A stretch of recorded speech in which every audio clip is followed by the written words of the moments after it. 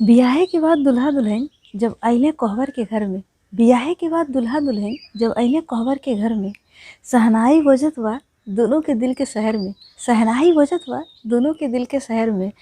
दुल्हन चुपके से देखत बानी अपने दुल्हा के, दुल्हन चुपके से देखत बानी अपने दुल्हा से, मन में ये सोचत बानी छोड़िया ना हमार साथ कबो तू अधर में, मन में ये सोचत बाड़ी छोड़िया ना तू कबो हमार साथ अधर में। कोहबर के घर में गूंजत बा हंसी और ठिठोली, कोहबर के घर में गूंजत बा हंसी और ठिठोली।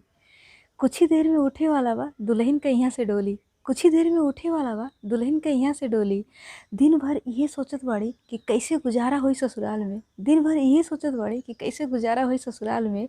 दूल्हे राजा सजा दी हैं रंग तमाम भर के उनके जीवन के रंगोली, दूल्हे राजा सजा दी हैं रंग तमाम भर के उनके जीवन के रंगोली। दुल्हा दुल्हन जब अइले कोहबर के घर में, अखियन से दोनों करत बाड़े बात, दुल्हा दुल्हन जब अइले कोहबर के घर में, अखियन से दोनों करत बाड़े बात। ये करत हमें वादा कबो छोड़िए ना एक दूजे के साथ, ये करत बाड़े वादा कबो छोड़िए ना एक दूजे के साथ। चाहे आवे कितनो उतार और चढ़ाव, चाहे आवे कितनो उतार और चढ़ाव, हमेशा निभाइए विवाह के बंधन के साथ, हमेशा निभाइए विवाह के बंधन के साथ।